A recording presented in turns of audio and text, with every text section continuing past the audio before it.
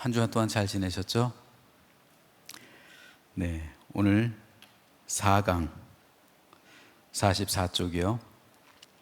민족, 땅, 복의 약속입니다. 우리가 지난 시간에 창세기 1장에서 11장은 원역사라고 그랬죠. 그래서 땅에 뿌리를 두었지만 땅을 잃은 사람들에 관한 이야기였습니다. 땅에 뿌리를 두긴 했는데 땅을 잃었어요. 그리고 제 12장부터 이제 그 땅을 회복하는 믿음의 구체적인 순례에 관한 이야기입니다.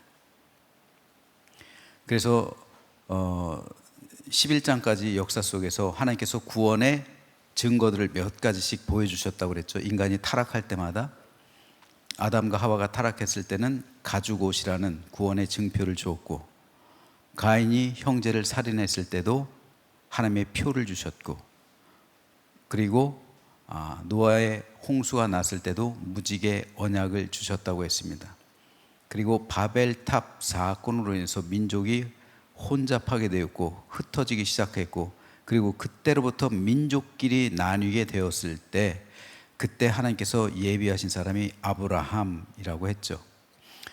그래서 아브라함에 관한 이야기가 본격적으로 12장부터 시작되는데, 먼저 12장 전에 11장까지 원역사인데 11장 마지막 끝에는 데라의 족보가 나오고 있어요. 즉 아브라함의 아버지 데라에 관한 이야기입니다. 그런데 31절에 보면, 11장 31절에 보면 데라가 그 아들 아브람과 하란의 아들 그의 손자 롯과 그의 며느리 아브라함의 아내 사레를 데리고 갈대아인의 우르를 떠나 가나안 땅으로 가고자 하더니 하란에 이르러 거기 거류하였다.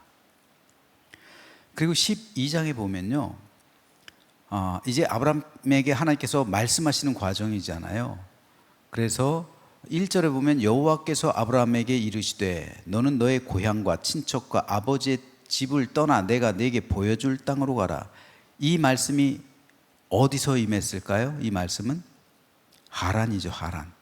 갈대 우르가 아니라 하란. 하란에서 아브라함은 약 5년 정도 머물렀어요. 아브라함이 5년 정도. 그리고 그 5년 지나면서 아버지가 죽었죠. 데라가 죽어요. 그랬을 때 아브라함에게 하나님께서 말씀하셔서 너는 너의 본토, 친척, 아버지의 집을 떠나 내가 네게 보여줄 땅으로 가라. 거기가 바로 이제 가나안인 거죠. 자, 그렇다면은 11장 31절에 보면 데라가 애초에 그 가정을 데리고 가나안 땅으로 가려고 했어요. 그러다가 중간에 하란에서 정착을 해요.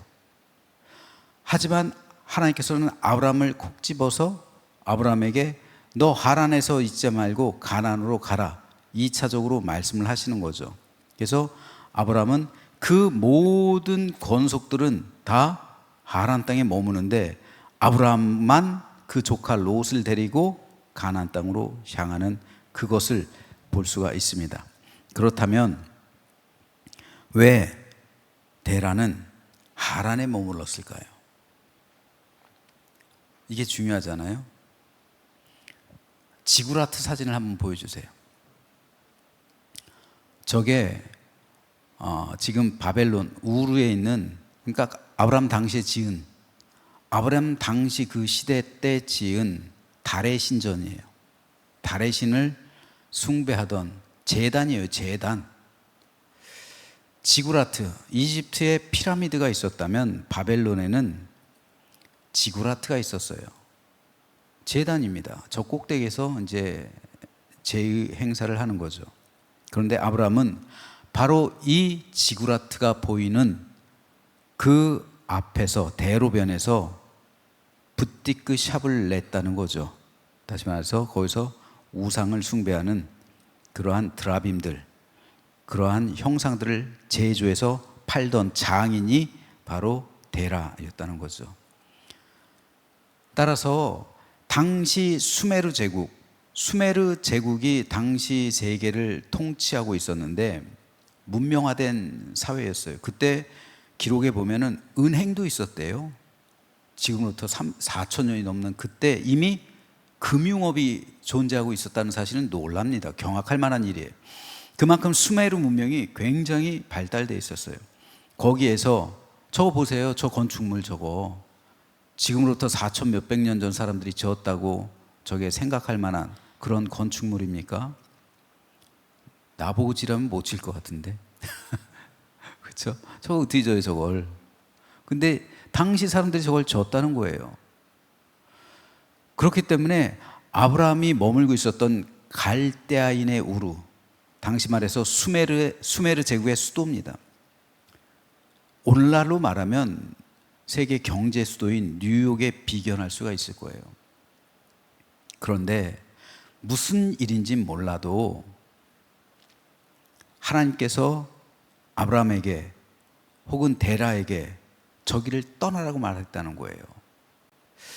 성경에서는 이에 대해서 자세히 말하고 있지 않아요. 왜 하나님께서 떠나라고 했는지, 그리고 왜 데라는 떠나서 굳이 하란에 정착했는지 몰라요.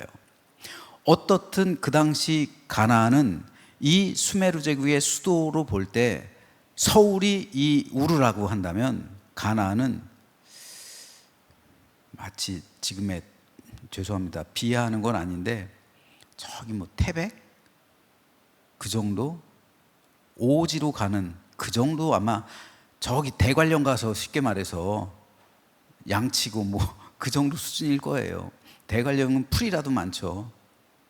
우리나라는 사막이 없어서 어떻게 비교를 할 수가 없는데 저 광야, 돌로 된 광야 사막 아무것도 없는 데 가지고 거기 가라는 거예요. 하나님께서 거기 가라고 하니까, 만약에 하나님께서 아브라함에게 야 가나안이야 거기, 그런데 거기 돌밖에 없어, 만약에 아브라함이 알았다면 안 갔을 것 같아. 아브라함이 만약에 그 장소라고 알았으면, 그러니까 하나님께서 말씀해 주지 않아요. 내가 너한테 지시할 거야. 그러니까 아무 말 말고 순종해서 가. 그래서 아브라함은 아이 설마 좋은 땅이겠지 하고 간 것 같아요. 그런데 중간에 가다가 가는 길이 저 하란을 들려야 되는데 하란에서 정착을 해요. 아브라함의 가정이 정착을 해요. 완전히. 그리고 아브라함만 가나안으로 와요.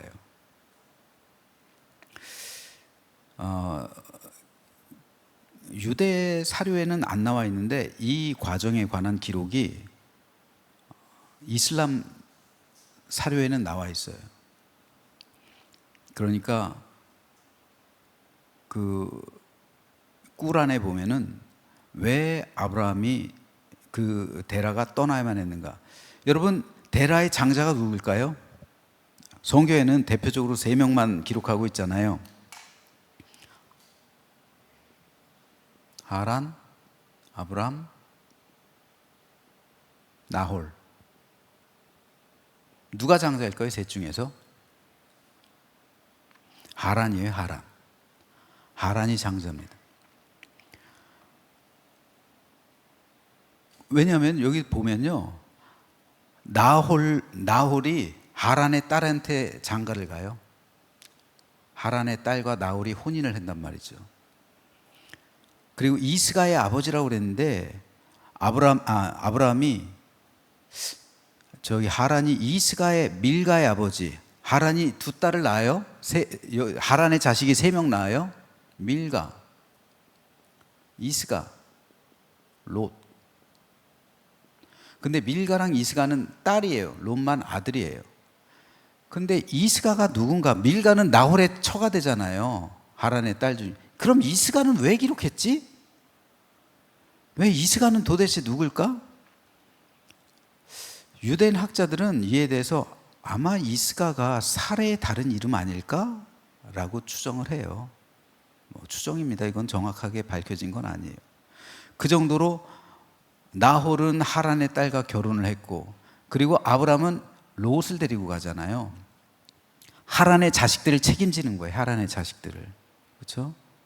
근데 여기서 이스가만 비잖아. 이스가만.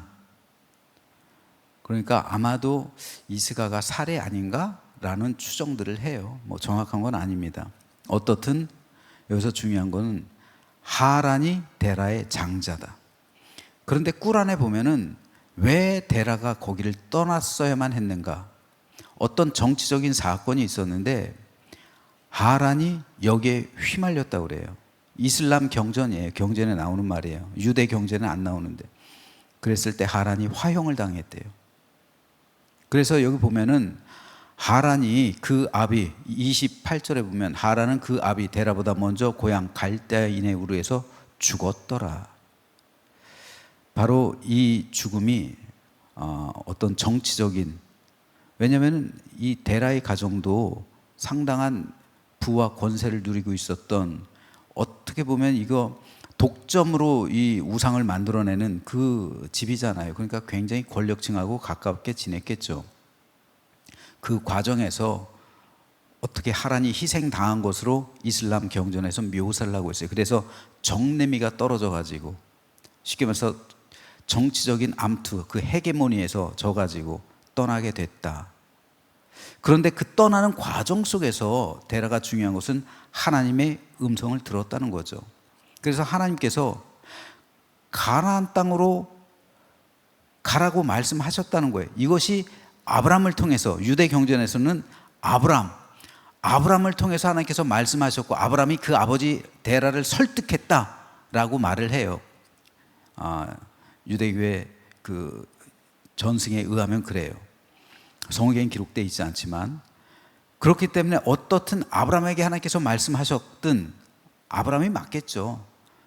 뭐 데라에게 말씀하셨을 수도 있어요. 근데 어떻든 그때 이 가정의 가장은 데라잖아요. 그래서 그래, 아무도 없는 우리 가나안 땅으로 가자.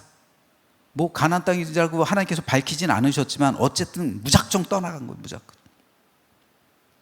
떠나가다가 보니까 하란에, 다시 한번 지도 보여주세요. 하란에 머물러서, 저 우르에서 하란에 머물러서 정착을 합니다. 데라가. 왜 그랬을까요? 제가 이거 연구하면서 진짜 재밌는 사실을 발견했어요. 고대 수메르 문명에서 지구라트가 2개 있어요. 자, 수메르 제국에서 제1의 도시는 우르예요. 우르. 그럼 수메르 제국에서 제2의 도시는, 우리나라 부산과 같은 도시는요, 바로 하란이에요. 지구라트가 세워져 있는 곳은 2군데입니다. 바로 우르하고 하란이에요. 그러면은 데라가 우르에서 뭘 했다고요? 우상 장인. 근데 하란에는요, 지구라트가 있잖아요. 거기서 데라가 잘 할 수 있는 직업이 뭘까요? 우상 장인이죠. 아마도 그 이유 때문에 이때까지만 해도 이제 반유목민 상태로 접어들기 전이겠죠. 그러니까 아마도 하란에 정착했던 이유가 지구라트도 있겠다. 우상을 만들 수도 있겠다. 실제로 그 라반도 드라빔들을 갖고 있었잖아요. 그런 것들로 봐서는 이런 것들을 만드는, 제조하던 데서 자유롭지 않았다. 그거를 온전히 버리지 않았다. 데라의 가족은 그랬다. 그러니까 라반까지 그것을 가지고 있는 그 모습을 보면서 그렇다면은 결국 하나님께서 12장에 이르러서 너의 고향, 친척, 아버지 집을 떠나라. 그 집은 하란에 있는 집이에요. 그 집을 떠나서 내가 내게 보여줄 땅으로 가라. 바로 이때 아브라함의 나이 75세입니다. 75세 때 떠나간 거예요. 이것이 중요하죠. 자, 그러면서 오늘 4강의 제목이 민족, 땅, 복. 하나님께서 3가지 약속을 주신 거예요. 민족, 땅, 그리고 복. 너는 복이 될지라. 그죠? 그리고 하나님께서 내가 너로 하여금 하늘의 별처럼, 그리고 땅의 진흙처럼, 흙처럼 많은 민족을 이루게 하겠다. 그리고 내가 너에게 이 땅을 영원히 네 자손에게 줄 것이다. 그리고 너는 여기서 복이 될 것이다. 복의 근원이 될 것이다. 이 세 가지 약속, 민족, 땅, 복. 자, 이건 근데 국가의 3요소가 뭡니까? 사람, 그죠? 백성이죠. 국토, 주권, 그죠? 이게 국토의, 이 나라의 3요소잖아요. 그럼 민족, 땅, 이거 그렇죠? 주권, 이 복. 그러면 결국 이게 뭡니까? 국가의 3요소가 되는 거예요. 그렇죠? 나라를 이루려는 3요소인데, 그러나 이 나라는 어떤 나라입니까? 이 나라는 세상 나라잖아요. 세상. 근데 이 나라는 하나님 나라잖아요. 하나님 나라. 하나님 나라를 이루기 위해서 하나님께서는 아브라함을 보내주신 거예요. 아브라함을 선택하신 거죠. 하나님 나라를 위해서. 그러니까 12장부터 시작되는 걸 구속사라고 하는, 구속사, 아브라함을 통한 구속사예요. 하나님 나라를 위해서 하신 그 사역입니다. 자, 그런데 이 세 가지 약속이 지켜졌나요? 46쪽 보면요, 영원한 언약과 위기가 나와요. 창세기 17장부터 20장까지 있는 말씀인데, 그러나 75세 때 갔어요. 가나안 땅으로. 맨 처음에 세겜에 있었는데 점점 밑으로 남방으로 내려가. 왜요? 괴롭히니까. 그죠? 아브라함의 가족은 얼마 안 되잖아요. 그런데 주변의 세력들은 강하니까 누가 자기 땅에서 그 방목을 하게 만들어요. 그리고 중요한 게요, 아브라함의 직업이 바뀌었어요. 목축으로. 그렇잖아요. 예전엔 상업이었잖아요. 상업. 아브라함의 가정은 대대로 상업이에요. 상업. 그래서 돈을 많이 버는 집이었다고요. 부유한. 상업의 중심이 뭐예요? 상업의 중심은 돈이잖아요. 돈. 돈이 상업의 중심이고, 돈 벌려고 장사하는 거잖아요. 사람 남기려고, 임상옥처럼. 여러분 상도에 보면은 장사는 돈을 남기는 게 아니야. 장사는 사람을 남기는 거야. 이거 되게 멋있는 말이죠. 근데 실제 장사다 보면 사람 남겨요? 돈을 남기죠. 모든 상업의 중심은 돈인 거예요. 금융도 그렇고 모든 경제 활동의 중심엔 돈이 있는 거예요. 돈. 그러니까 돈이 사람의 중심을 이루게 되는 것이고, 사람은 돈을 숭배할 수밖에 없는 그런 상황이에요. 그런데 하나님께서는 이 직업을 바꿔요. 목축으로. 양치기. 양치기의 중심은 뭘까요? 양이잖아요. 양. 생명이잖아요. 이건 생명. 생명이 중심이 되는 거예요. 생명이. 그래서 직업이 바뀌는 거죠. 그리고 하나님은 아브라함의 이름도 아브라함이라고 바꿔주시죠. 사라의 이름도 사라라고 바꿔주세요. 자, 그런데 중요한 것은 75세 때 갔어요. 그런데 아브라함이 10년이 흘렀어요. 85세. 85세 10년, 만 10년이 딱 지났어요. 그런데 이 세 가지 약속, 너로 하여금 큰 민족을 이루게 될 것이다. 10년 동안 지켜졌을까요? 아니요. 자녀가 안 생겨요. 이 땅을 줄 것이다. 땅이요? 아니. 갈 데가 없어가지고 애굽까지 갔다 오잖아요. 정착지가 없어서. 그러니까 농사지을 곡식도 없고 흉년이 되니까 어쩔 수 없이 그 애굽까지 내려가가지고 거기서 먹고 살기 위해서 애굽까지 그렇게 갔다 오고, 땅이요? 10년 지났는데도 땅 한 평 없잖아요. 겨우 마련한 땅이 그 안에 사라를 장사 치르기 위해서 막벨라굴 거기 하나.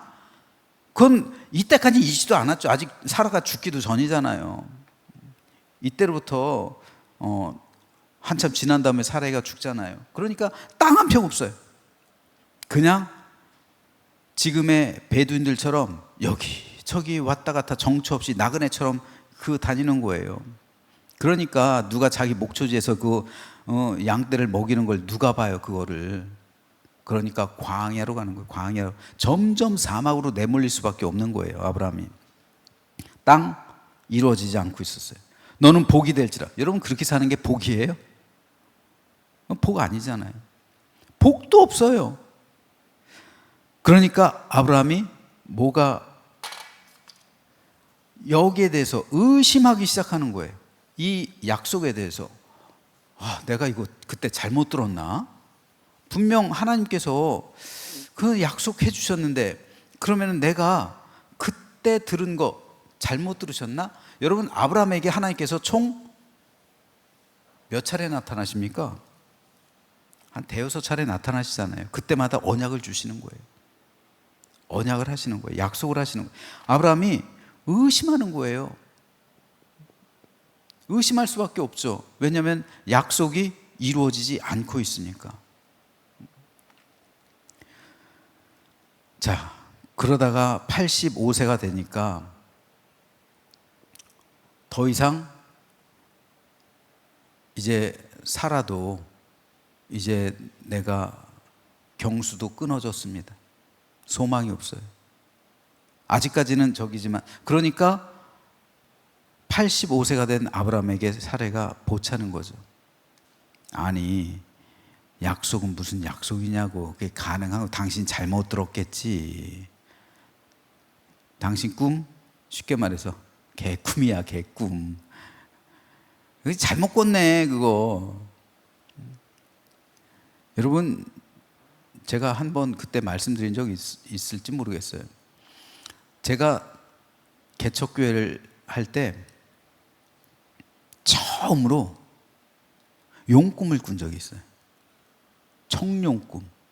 와, 청룡이 확 날아다니면서 막 이런, 이야, 내가 왜 청룡꿈을 꿨지? 청룡꿈 꾸면 뭘 사야 돼요? 복권 사야 돼요, 말아야 돼요? 사면 안 되죠. 근데 샀어요, 전. 전 샀어요. 그때는 한 장에 2,000원이에요, 2,000원. 지금은 1,000원이라면서요. 그때 사고 한 번도 안 사봤지만은, 야, 근데 목사가 복권 사러 복권방에 들어가는 게 진짜 창피하더라고요. 와, 진짜 창피해요. 야, 이거 그 사람이야 물론 내가 목사인지 누군지 모르지만 그래서 복권을 샀네요. 10장을 2만 원 주고. 2,000원짜리 10장이니까 이제 2만 원이요, 2만 원. 샀는데 어떻게 됐을까요? 아유, 꽝이긴 됐어요. 5,000원짜리 4장 됐어요. 그럼 본전이잖아요, 본전. 그러니까 어쩔 수 없이 다음 주에 또 가야 되는 거예요, 거길. 진짜 창피해 죽겠는데. 차라리 닭꽝이었으면, 그냥 닭꽝이었으면 안 가면 되잖아요. 개꿈 꿨구나 하고 안 가면 되는데 또 가게 되는 거예요, 이게. 그래서 갔는데 또 2장이 됐어요. 5,000원짜리. 또 가고 결국은 다 꽝 됐습니다. 창피한 고백이에요. 근데 저도 개척교회를 하다 보니까 어렵잖아요. 그때 제가 사례비 50만 원 받고 살았을 때인데 우리 아이들 다 동상 걸리고 맨날 코 찍찍 흘리고 있고 노란 코 나오고 있고, 제가 또 80만 원을 다른 교회에서 보조를 받았어요. 이거 여기저기 교회 또 정직하게 한다고 그걸 다 교회 통장으로 넣었네요. 그리고 거기서 교회 통장에서 그냥 재정부에서 50만 원씩만 달라고 해가지고 그렇게 생활했어요. 그런데 용꿈을 꾸니까 유혹이 들었던 거예요. 그래서 샀던 거죠. 아브라함도 이러지 않았을까요? 아브라함도 10년이라는 세월 동안 기다렸어요. 기다렸는데 하나님이 응답하지 않아. 얼마나 불안했을까요? 자기만 믿고 따라온 사라. 왜 사라가 그렇게 강성이었을까 생각해봐요. 당신 믿고 내가 여기 왔더니 말이야, 하란에서 있었으면 잘 먹고 잘 살고 도시 문명을 누리고 쉽게 말해서 백화점에서 쇼핑도 좀 하고 어떤 일이 문화생활도 좀 하고 그 도시 문명을 즐기는데 이 총구석 아무것도 없잖아요. 거기 광야밖에 없잖아요. 돌무더기밖에 없잖아요. 더군다나 다른 데 갈 수 있는 거 핍박하니까 다른 데 갈 수도 없고, 그 시골 사람들이 더하다고 막 죽이려고 하니까 어쩔 수 없이 쫓겨가가지고 저 부엘세바 사막의 남단인데, 부엘세바는요, 부엘세바 연간 강수량이 200mm예요. 200mm. 200mm는 사람이 최소한 강수량, 버틸 수 있는 강수량이에요. 여기가 최남단이에요. 여기 그 밑에는 광야예요. 사람이 살 수가 없어요. 아브라함이 살고 있던 곳이 브엘세바잖아요. 이쪽이에요. 최남단까지 밀린 거예요. 왜요? 죽이려고 하니까. 어쩔 수 없잖아요. 그러니까 아브라함이 나그네니까 여기까지 밀려간 거예요. 아무도 살지 않는 곳까지 간 거예요. 그러니까 사라가 얼마나, 아내의 입장에서는 남편이야 사명을 받았다고 해서, 여보 갑자기 사명 받았다고 해서, 우리나라도 그런 경우도 있잖아요. 하버드 대학교 나온 분이 갑자기 사명 받았다면 대기업 그만두고 네팔로, 실제로 있잖아요. 나마스테, 그죠? 그 책 있잖아요. 그랬을 때 그 아내는 얼마나 기가 막혔을 거예요. 뭐야 이거, 갑자기 하루아침에 여보 짐 싸, 우리 네팔 가자, 나 사명 받았어. 그런다면 그거 어떻게 해요? 그거 그래요. 거기까지 좋아요. 그래서 사명을 이루는 거를 사라가 목도했더라면, 그래서 세 가지 복을 이루어지는 것을 사라가 봤더라면, 그래, 아 당신 진짜 선지자구나, 아, 하나님께서 보여주니 하나님이란 존재가 계시구나 진짜, 이럴 텐데 10년이 지나도록 아무것도 없어요. 그러니까 사라 목소리가 커지겠어요? 작아지겠어요? 당연히 커지는 거죠. 당신 믿고 왔는데 말이야, 여기 뭐가 있다고, 아무것도 없는데 돌 먹고 살래? 이런 말 나올 거 아니에요. 그러니까 사라가 아브라함에게 강권하는 거죠. 내 여종한테 들어가, 하갈한테 들어가, 하갈 통해서 우리 대리 자식 얻자. 그러니까 아브라함도 찍소리 못하고 들어간 거예요 거기. 그게 85세 때 임신을 했으니까 1년 걸리잖아요. 9개월. 그러니까 86세 때 이스마엘을 낳은 거잖아요. 이스마엘. 그런데 이때 이스마엘 나타나가지고 하나님께서 분노하시죠. 아니 한 번도 안 나타나시다가 이스마엘 낳으니까 분노해가지고 나타나세요. 아유 우리 하나님도, 그죠? 그 다음에 하나님께서는 그 다음에 14년 동안 또 아무런 저기가 없어요. 나타나시질 않아요. 14년 동안, 만 13년 동안. 자, 결국은 이 과정이 보여주는 게 뭡니까? 이거는 굉장히 기다림이잖아요. 기다림. 그리고 시험, 연단, 그렇죠? 역경, 고난, 인내, 이런 모든 말을 다 포함할 수 있는 이 기간 동안이요. 모든 말을 다 포함할 수 있는 거예요.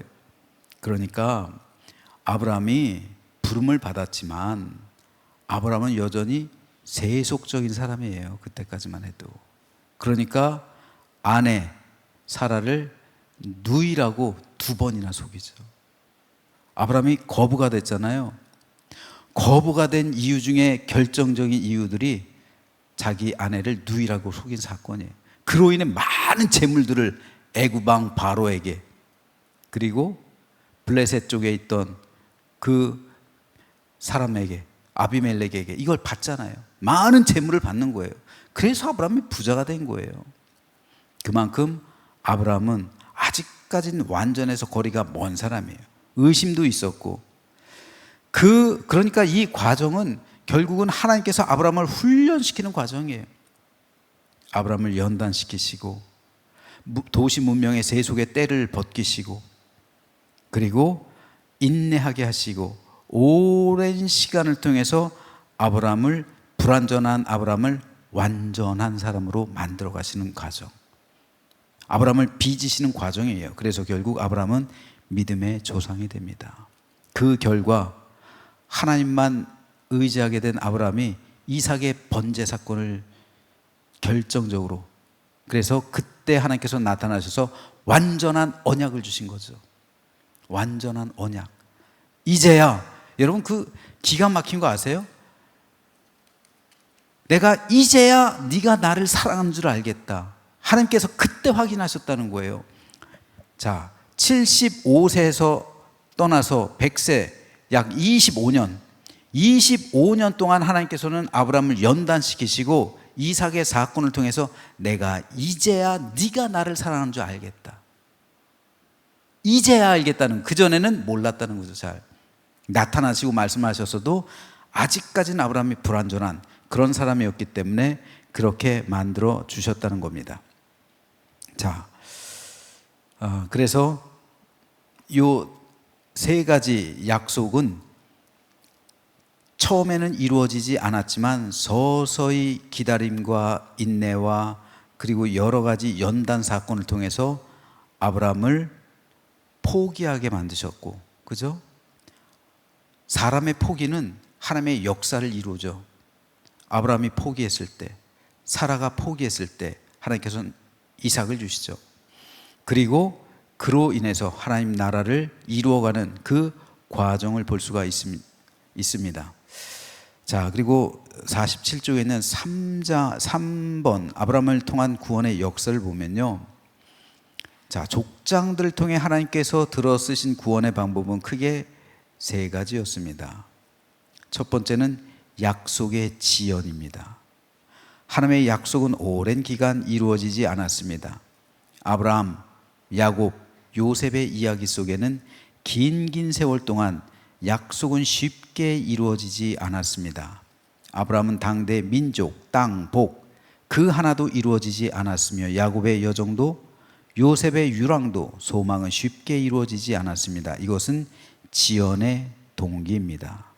자, 하나님께서는 지연시킨다는 거예요. 자꾸만 지연시킨다는 거예요. 지연되면 될수록 사람의 마음엔 의심도 생겨요. 그리고 시험도 생기죠. 여러 가지 고난과 역경이 있어요. 근데 그 과정 가운데 인내를 이루게 되고요, 인내를 통해서 믿음이 강해지게 되고요, 결국 정화되는 거예요. 내 믿음이 성화를 이루게 되는 거예요. 그리고 그때 비로소 하나님께서는 쓰신다는 거죠. 바로 그것이 지연, 여자 이름 지연이 아니라 진짜 하나님께서 모든 것을 지연시키시는 이름입니다. 이유입니다. 여러분도 마찬가지예요. 저와 여러분들도 지연시키시는 이유가 반드시 있습니다. 하나님께서는 인내를 이루게 하시고 그 기다림 속에서 나를 연단시키시고 아브라함처럼 나를 완전한 사람으로 빚으신 후에 그때 하나님께서는 주시는 거예요. 안 그렇고요, 처음부터 주면은 내가 얼마나 교만해질까요? 내가 얼마나 하나님의 은혜를 생각하지 않고 자기 공로를 생각할 거예요. 그래서 하나님께서는 지연시키는 거예요.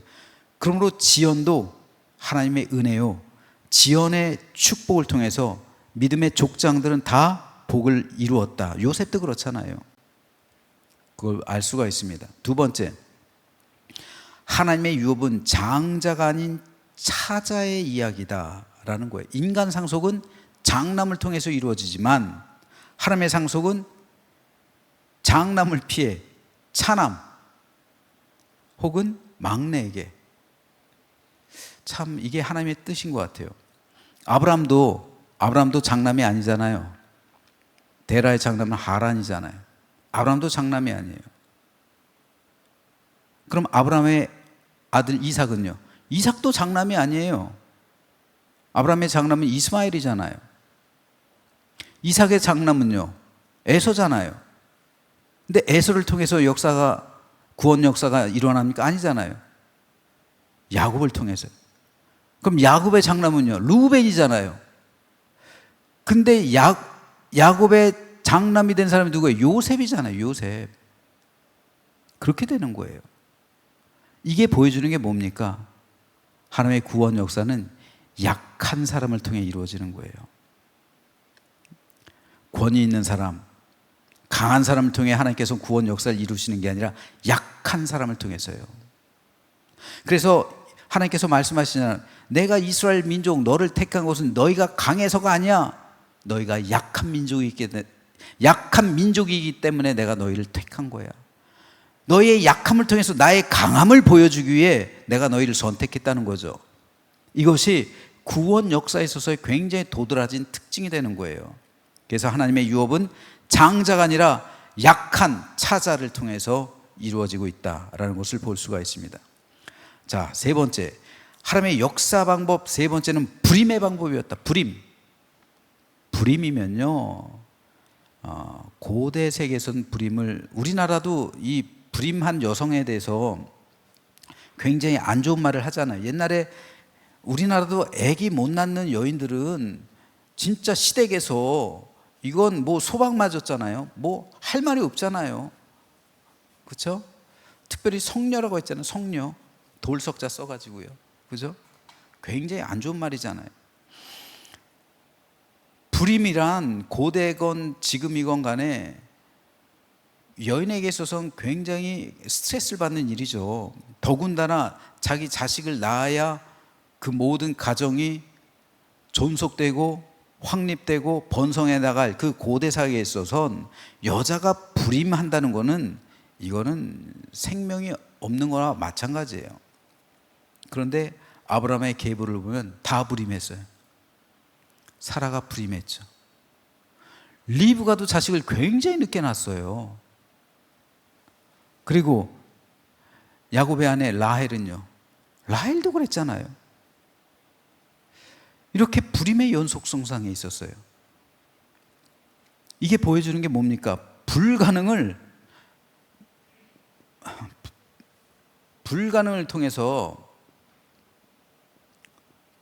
통해 하나님의 능력을 보여주시는 그 구속사는 불가능한 사건을 통해서 하나님의 능력을 보여주는 그 절정이 뭡니까? 예수님의 성육신이잖아요.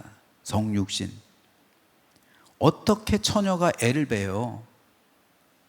애를 낳을 수가 없잖아요. 불가능을 통해서 하나님의 능력을 보여주시는 사건이 바로 이 불임의 연속. 그래서 메시아도 그렇게 이 땅에 오셨다는 거예요.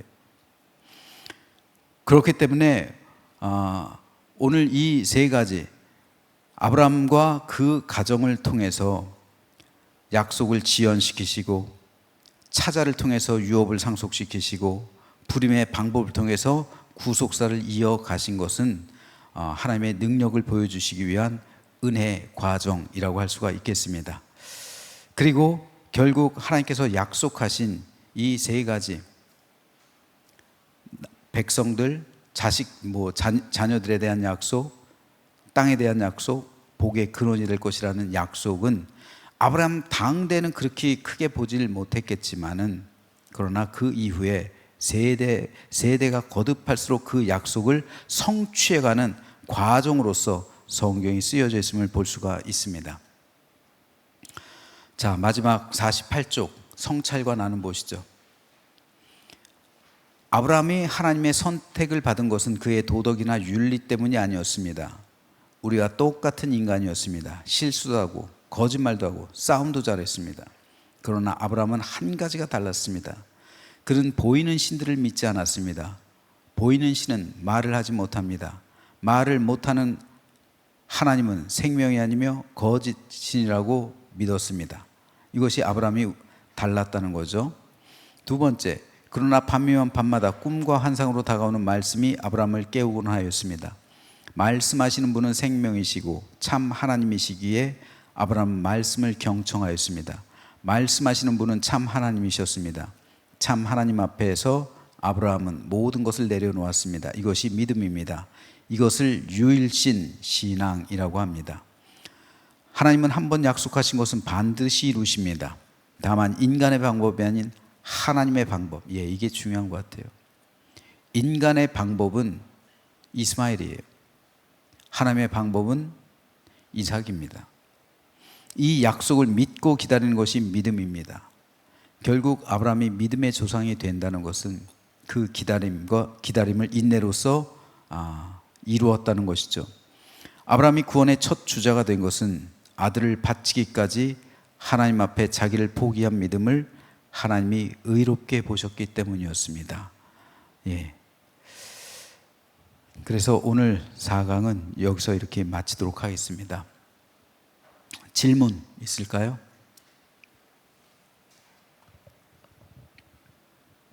자유롭게 질문해 주세요.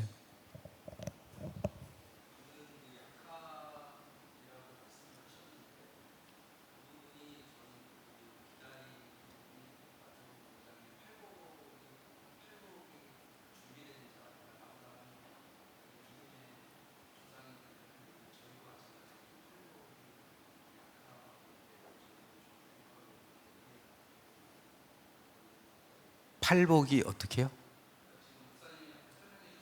예. 예, 예. 네네네. 선택하셨다. 예. 팔복. 예.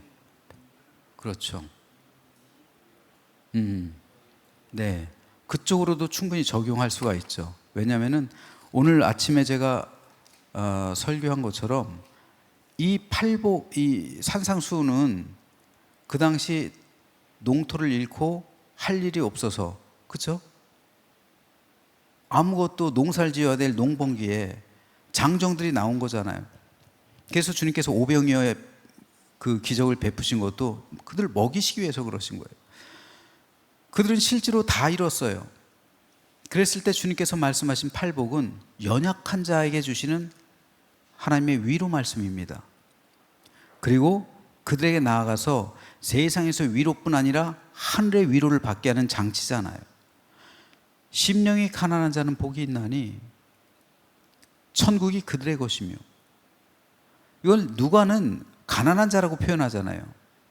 비단 내 마음이 가난한 것뿐 아니라 내 경제적인 가난, 세상에서 내가 다른 억압과 압제 가운데 있는 것, 로마 제국의 억압과 압제 가운데 있는 모든 갈릴리 주민들, 가난한 사람들이에요. 그죠? 모든 농토를 잃었어요. 모든 것을 빼앗겼어요. 사랑하는 아들, 사랑하는 아빠, 사랑하는 남편 다 잃었어요. 가난한 사람들이에요. 가난한 사람은 복이 있나니, 그러면 가난해서 부자가 되는 게 복 아니에요. 근데 주님께서 약속하시는 천국이에요.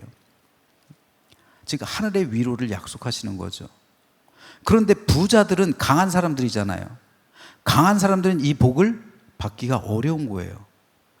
예수께서 말씀하십니다. 부자가 천국에 들어가는 게 얼마나 어려운지 낙타가 바늘구멍으로 통과하는 것보다 어려워. 이렇게 말씀하시는 거잖아요. 그러니까 이 말씀 역시 가난은 연약한 자의 대명사잖아요. 그들에게 주시는 말씀이죠. 위로도 마찬가지예요. 애통하는 자. 애통하죠. 하늘이 무너졌어요. 남편이 죽었어요. 아들이 죽었어요. 아빠가 죽었어요. 하늘이 무너진 거예요. 애통하는 자는 복이 있다. 그들이 위로를 받을 것이다. 누구의 위로? 하나님의 위로예요. 이런 식으로 팔복은 약한 자들, 그리고 마지막도 마찬가지예요. 의를 위하여 박해를 받은 자는 복이 있다. 천국이 그들의 것입니다. 박해를 받는다는 것은 연약하다는 거잖아요. 박해를 하는 사람은 강한 사람이고 박해를 받는 사람은 연약한 사람이에요. 그런데 주님께서는 박해를 받는 사람이 복이 있대요. 천국이 너의 것이다 라는 말씀입니다. 그래서 네 원수를 사랑하라는 그 말씀도 뭡니까? 너희를 오리로 가게 하거든 십리를 가라. 그 당시 로마 군인들이 징발권이 있어요. 징발권이 즉석에서 징발할 수 있는 권한이 있는 거예요. 그래서 야, 너 내 지금 이거 지금 너 오리 예를 들어서 2km만 가. 그럼 어쩔 수 없이 가야 돼. 근데 기꺼이 그를 위해 4km 가주라는 거잖아요.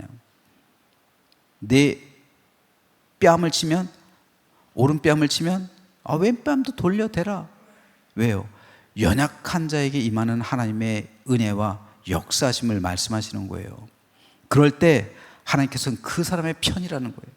그리고 그에게 하늘의 위로를 주시고 천국을 주신다는 거예요. 물론 이것이 의를 위하여 박해를 받는 거니까 하나님을 위해서요. 그런 차원에서 볼 때 우리가 하나님 나라를 위해서 하나님의 백성이기 때문에 이 세상에서 핍박당할 수 있고, 여러분 그리스도인이기 때문에 손해봐야 될 때 많아요. 저도 내가 잘했는데도 화를 내지 못할 때도 많아요. 그때 한번 제가 말씀드렸잖아요. 제가 봉고차 가지고 제 아내 삼성의료원에 검사할 게 있어서 갔어요. 그리고 점심때가 지나가지고 배고파가지고 그 앞에 일원동 그 아무 데나 들어갔어요. 배고파 밥 먹어야 되니까. 주차할 데가 없어요. 그쪽 강남 쪽이라. 근데 공영 주차장이 있어서 공영 주차장으로 들어가려고 그랬는데 지하 주차장이. 근데 봉고차라 이게 스타렉스라 이게 될까? 안 될까? 근데 옆에 아저씨들 3명이 쭈그리고 담배 피고 있어요. 주차 관리요원인데. 그래서 물어봤어요. 아저씨 이거 들어가도 되는 거예요? 그랬더니 자, 안 돼요라고 안 돼요라고 이거 말도 안 해요. 이렇게 한 다음에 자기들끼리 들려오는 게 등신 같은 것들이 그것도 몰라? 이 말. 화가 여기까지 뻗쳐와요? 안 뻗쳐와요? 뻗쳐오죠. 여러분 등신이라는 소리를 내가 친구들한테 옛날에 고등학교 때 듣고 고등학교 때도 안 들은 것 같은데 화가 나죠. 그러면 어떻게 돼? 내려가지고 당신 뭐라 그랬어? 당신 이름 뭐야? 이거 공영주차장이니까 정의를 위해서 그렇게 해야 할 수도 있죠. 하지만 그러지 않았어요. 참았어요. 그냥 내가 연약해질 그때 그 사람이 그땐 뭐 강자가 됐겠죠. 하지만 반대로 내가 그를 때리는 순간 그의 직위를 해제시킬 수 있죠. 강남구청에 연락해야 당신들 주차관리 어떻게 주차관리 뭐 그쪽에 해가지고 그럼 내가 강자가 되겠죠. 그 사람은 약자가 되겠죠. 그게 무슨 유익이 있겠어요. 차라리 내가 맞고 마는 게 편한 거죠. 정의롭지 못해서가 아니라 하나님께서 갚아주시겠지 하는 그 믿음이 있었기 때문에요. 그런 것들이요. 그리스도인이기 때문에 물론 다행히 그때 우리 교회 스티커는 없었던 것 같아요. 물론 스티커가 붙어 있었으면 더 아무 말 못하겠죠. 그리스도인이기 때문에 당해야 하는 그런 핍박, 그리고 교인을 이용해 먹는 사람들 많아요. 너는 교회 다니는 사람이 그래? 너 집사라며? 너 권사라며? 장로라며? 목사라며? 이런 말 하죠. 그게 그들에게 있어서는 무기잖아요. 그런데 그렇게 연약해질 때 주님께서는 기뻐하라고 말씀하세요. 하늘에 있는 너희 조상 선지자들도 그렇게 핍박했대요. 그러므로 사도 바울도 말하잖아요. 나는 나의 약함을 자랑하겠다. 내가 약할 그때 가장 강합니다. 왜요? 하나님의 능력이 내게서 역사하시니까요. 우리가 이 원리를 지키고서 그래 내가 나서서 인간적인 방법으로 내가 뜻을 이룬다면 그것은 불의를 가져오지만 하나님의 방법으로 하나님께서 해결해 주시면 그것은 하나님의 선한 일이 된다는 사실을 우리가 깨닫고 살아가야 할 줄로 믿습니다. 네, 또 다른 질문이요.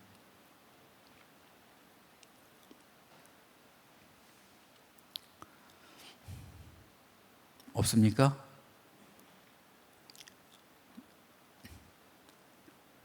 한 가지만 더 받을게요. 질문이 많아야 재밌어요. 질문이 많아요.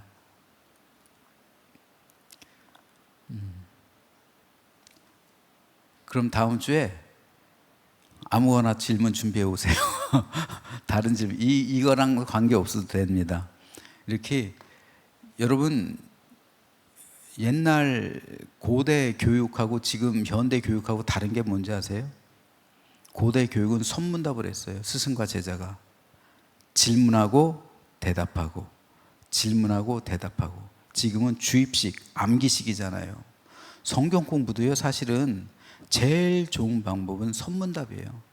물어보는 거예요. 궁금한 거 물어보면서 거기에 대해서 정답을 찾아가고 그러면서 신앙이 성숙하는 거예요. 이 암기식은 주입식은 잘못하다간 이게 세뇌가 될 수도 있는 거예요. 잘못될 수가 있는 거예요. 그러니까 여러분 질문하는 건 참 좋은 방법입니다. 그게 엘리트 교육이에요. 엘리트 교육. 그래서 우리 교회도 좀 질문이 많아졌으면 좋겠어요. 네.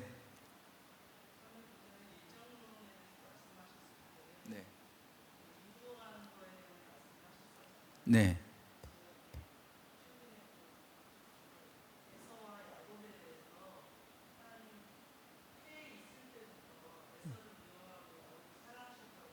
네.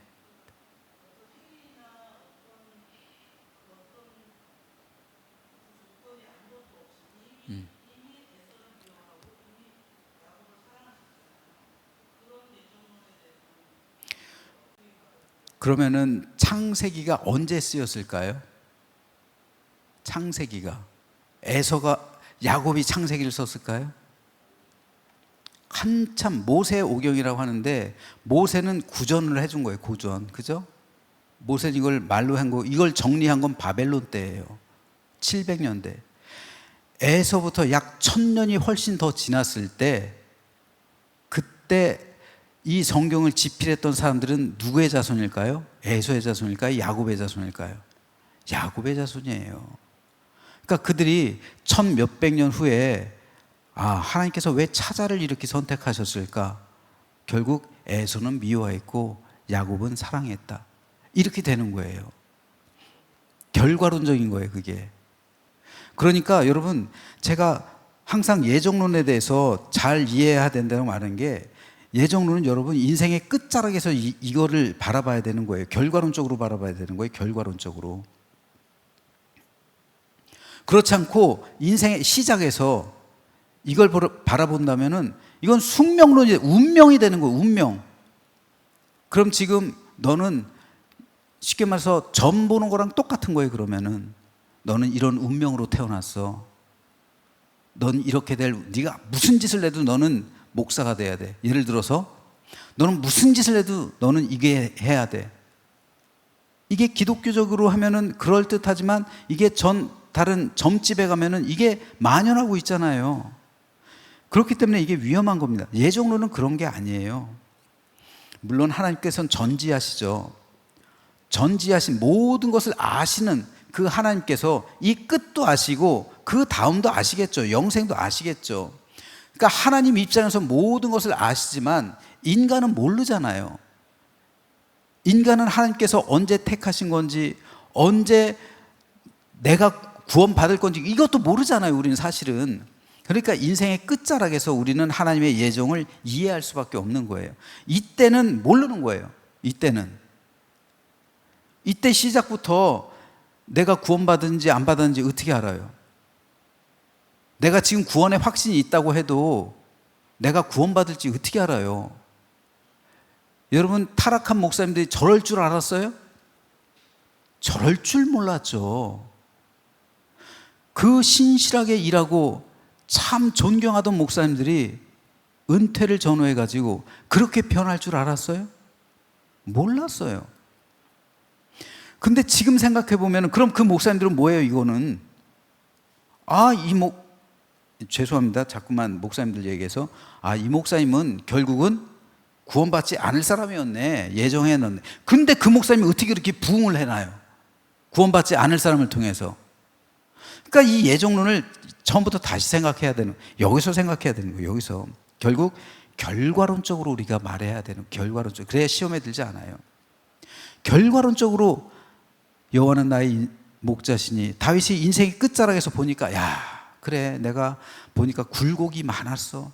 근데 저 사망의 음침한 골짜기에서 저 때 나와 함께 하셨구나. 그래서 내가 방초동산으로 나왔구나. 그 모든 것을 결과론적으로 인생의 끝자락에서 이야기할 수 있어야 돼요. 그래서 요한계시록에도 보면 유리 바닷가에 선 성도들이 바라보죠. 그래서 우리를 구원하신 하나님을 찬양해요. 내가 구원받을 줄 어떻게 알았어? 이 모든 것이 하나님의 은혜야. 내가 공로로 구원받은 게 아니잖아요. 모든 것이 하나님의 예정이야. 하나님께서 나를 선택하셔서 내가 이게 겸손한 거죠. 내가 잘나서 내가 이거 공로는 구원받을 수가 없잖아요. 그러니까 이 예정은 얼마나 겸손하고도 얼마나 의로운 겁니까? 참 겸손한 거죠. 내가 구원받을 수 있는 건 나가 아니라 하나님께서 나를 선택해 주셔서 그래. 하나님께서 나를 택해 주셔서 내가 구원받았어. 이거예요. 이때 인생의 끝자락에서 예정론을 말하는 건 그러므로 굉장히 은혜스러운 거예요. 축복된 겁니다. 근데 여기서부터 말하지 말자고. 여기서부터. 물론 하나님은 아시죠, 여기서도. 그러나 인간은 모르는 거예요. 우리는. 하나님은 아시겠지만. 그러니까 여기서 우리가 말한다면은 그런 어떤 시험에 들 수밖에 없고요. 에서와 그 야곱의 경우도 여기서 해석하는 거잖아요. 여기서 처음부터가 네.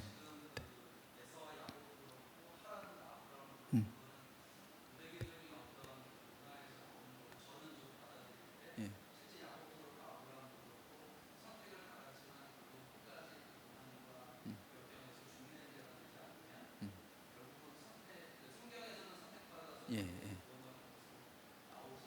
그렇죠. 그러니까 이 예정 안에서 인간의 선택들이 있어요. 선택들이. 그렇죠? 끊임없이 우리는 선택을 해야 돼요. 끊임없이 선택을 해야 돼요.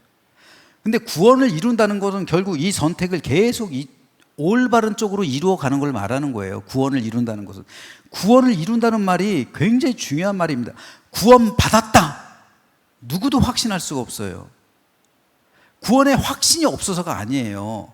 이때 내 모습이 어떻게 될지 모르기 때문에 그런 거예요. 그러니까 한 번 구원받았으면은 나는 끝까지 무슨 죄를 져도, 근데 결국은 타락했어요. 그럼 넌 그때 구원받은 게 아니었어. 이건 말장난이죠. 이거는 그렇게 해석하면 안 되는 겁니다. 구원을 이루라는 말은 끊임없는 선택이 있어요. 그러니까 선택. 그리고 결과적으로 내 구원을 완성했을 때 보니까 이건 예정인 거예요. 그렇게 해석하면 좋을 것 같아요. 그래서 선택의 과정 가운데 잘못 선택할 수도 있잖아요. 사람들이. 발람처럼요. 대표적으로 발람 선지자처럼, 또 가룟 유다처럼 그럴 수 있잖아요. 그런 차원에서 조금 하면은 조금 이건 진리가 아니에요. 그러니까 론이잖아요. 론은 진리가 아니에요. 예정론, 자유의지론, 이런 건 론이잖아요. 토론의 여지가 있는 거예요. 토론상이잖아요. 그렇기 때문에 이건 진리는 아닙니다. 이건 인간이 만들어낸 신학이죠. 그러니까 인간이 만들어낸 그 이론으로 성경 속에 나타난 다양성, 그 하나님의 말씀에 우리가 잘못 해석해서는 안 될 것 같아요. 그래서 저도 이걸 진리라고 말을 못하는 거예요. 틀릴 수도 있지만 제가 생각하기는 그래도 가장 근접하지 않았는가라고 생각을 해봅니다.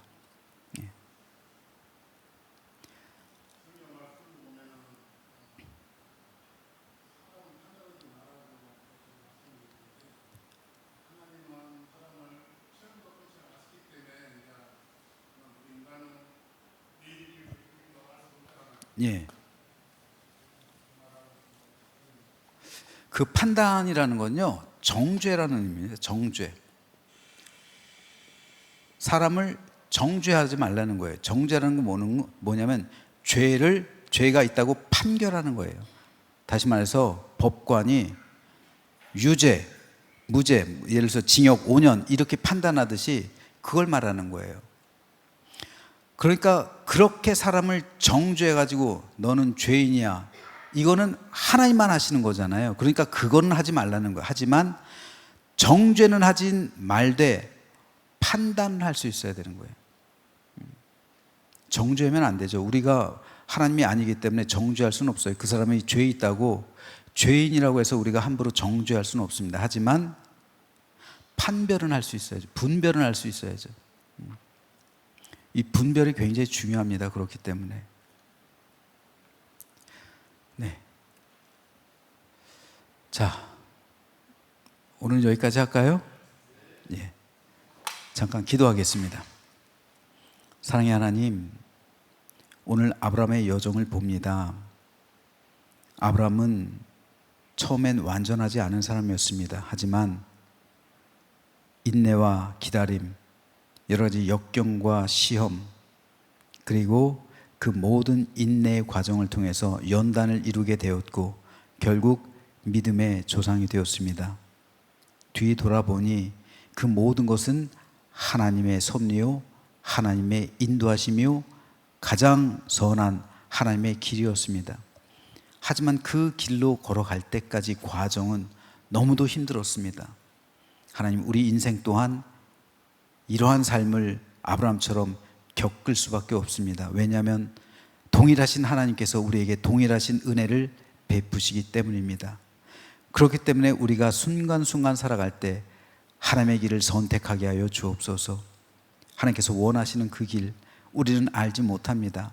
때로는 가나안으로 인도하실 때도 있고 브엘세바로 인도하실 때도 있고 때로는 우리에게 여러 가지 고난과 역경을 주실 때도 있습니다. 그러나 그 순간순간마다 주님을 사모하는 가운데 버텨나가며 인내로서 기다리는 가운데 하나님의 의를 이루는 삶을 살아간다면 그것이 곧 우리의 구원을 이루는 삶이요, 나중에 보니 어느덧 믿음의 조상이 된 나의 모습을 발견하게 될 줄로 믿사오니 매일매일 살아가는 삶의 여정이 우리에게 인내의 과정 되게 하시고 그를 통해 많은 열매 맺는 우리 성도들 될 수 있도록 은혜 베풀어 주옵소서. 그래서 이제 돌아가는 발걸음 지켜주시고 오늘 하루 주 안에서 화목과 평강이 넘치게 하시며 이번 한 주간 또 우리 주님께서 함께 하셔서 능력으로 역사하셔서 모든 사업과 일터와 수고하고 땀 흘린 삶의 현장 가운데 주의 능력으로 평강을 허락해 주옵소서. 오늘도 주께서 함께 하심을 믿으며 예수 그리스도의 이름으로 기도하옵나이다. 아멘. 감사합니다. 수고하셨습니다.